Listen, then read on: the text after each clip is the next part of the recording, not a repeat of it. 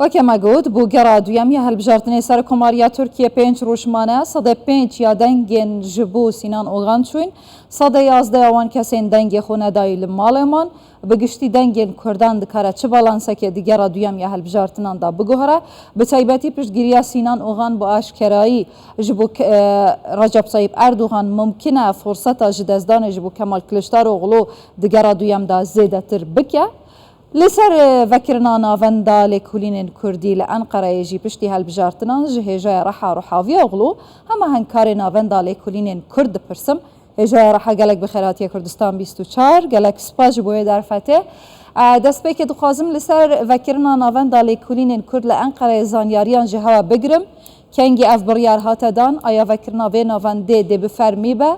kî dê piştgirî bike?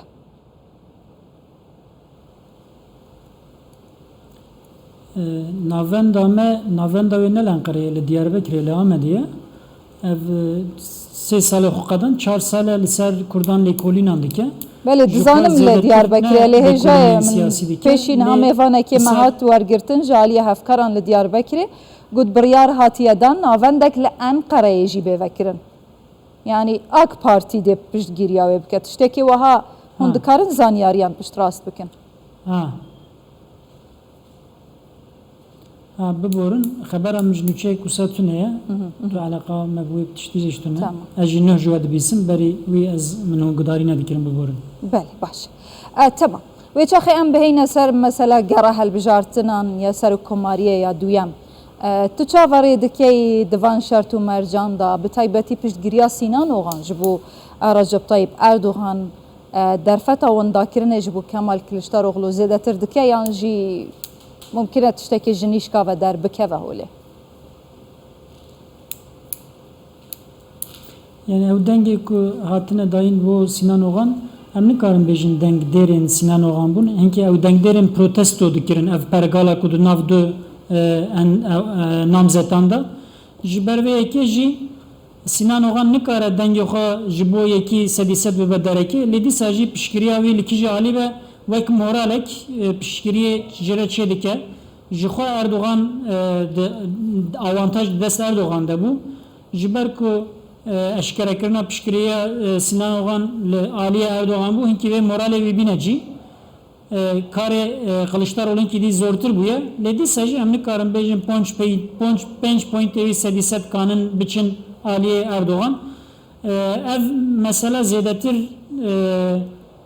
faktora ku insanê ku neçûne ser sandoqan biçin sandoqan û piştgiriye bidin muxalefetê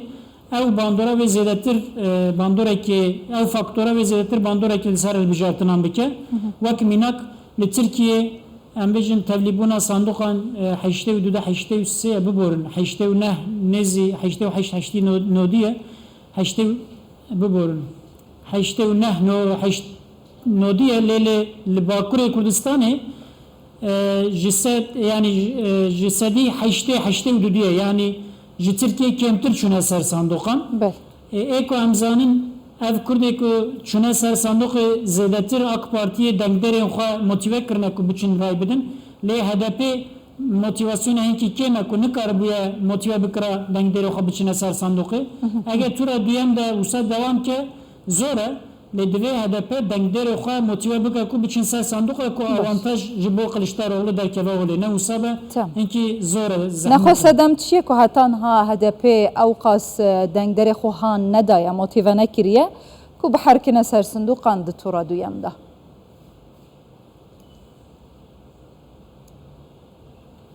niha ji bo vê yekê em kanin çend faktoran bibêjin hinek faktor hinek ku serî de em bêjin tarîxîne dîrokîne wek mînak HDP projeyek demên aştiyane de hate avakirin lê piştre şer dest pê kir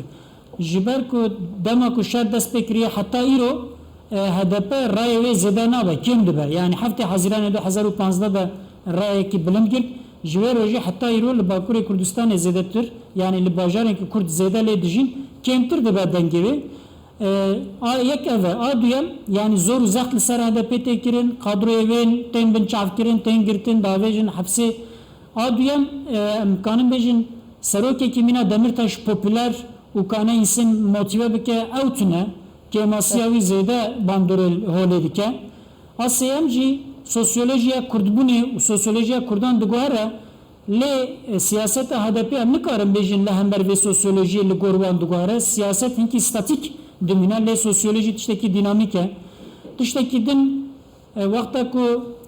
namzetê serokkomariyê bo HDP tune be hinkî motivasyon kêm çibûye. Erê piştgiriye didin Kılıçdaroğlu lê di dawiyê de neticede Kılıçdaroğlu ne namzetê HDP'ye. Ev jî tevê maneye ku di tura duyem de hinkî zortur e ku Kılıçdaroğlu bibin ser sandoqan û xelkê bo Kılıçdaroğlu bibin ser sandoqan. Meselek din ittifaqa HDP bi em bêjin çepkirên Tirkiyeyê bi tîpêra ittifaq kirin tê xuya ku ev ittifaqa ji HDP biriye yani zirara wê li HDP çêbiye lê menfaata wê fayda wê ji tîpêra bûye. Yani zirar daye siyaseta Kurd lê fayda wê ji siyaset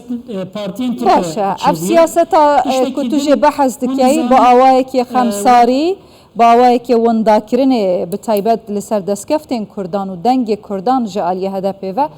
bi gelem perî li nava Bakurê Kurdistanê bi wî rengê ku tu jê dibêjî tê şîrove kirin.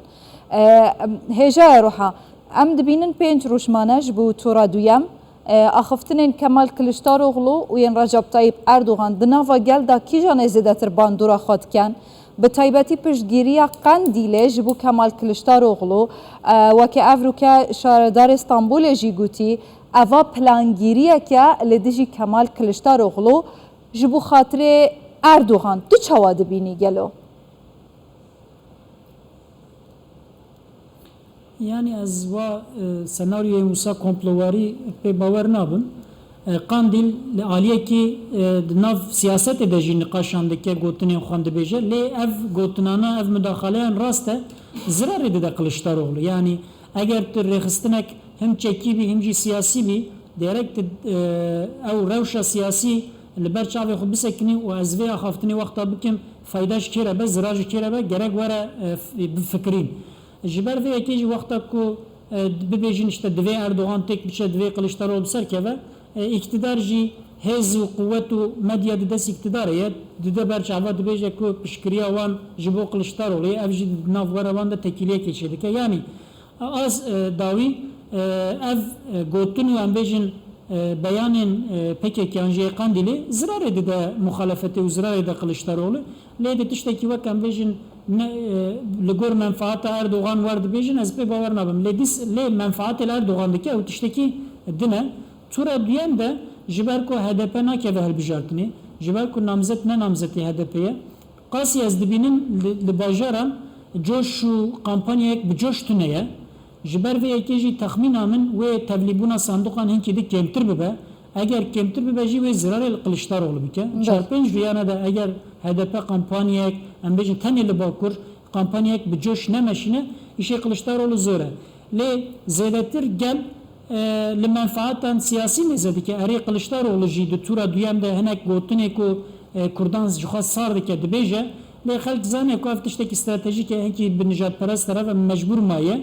lê motivasyonek tune ku ne bi gotinên Kılıçdaroğlu ne jî kampanyayek HDP tu ew motivasyona ew kampanya dernexstiye holê ku millet bi coşekê biçe ser sandoqan ev jî riskek mezin e ji bo muhalefetê ji bo HDP jî riskek mezin e çima ji ber ku divê rewşa siyasî de eger Kılıçdaroğlu bi ser nekeve siyaseta HDP jî wê bi ser nekeve eger HDP dixwaze ku siyaseta wê li meclisê li Enqerê siyasetek baştir bimeşîne ev jî mecbûr e ku Kılıçdaroğlu bi ser keve ji bo wê jî hinkî mecbûr e bo Kılıçdaroğlu bixebitin rewş wisa çêbûye îro. Gelek spas bu hêjaya Reha Ruhavîoğlu hemhenkarê navenda lêkolînên Kurd. Te her hebî.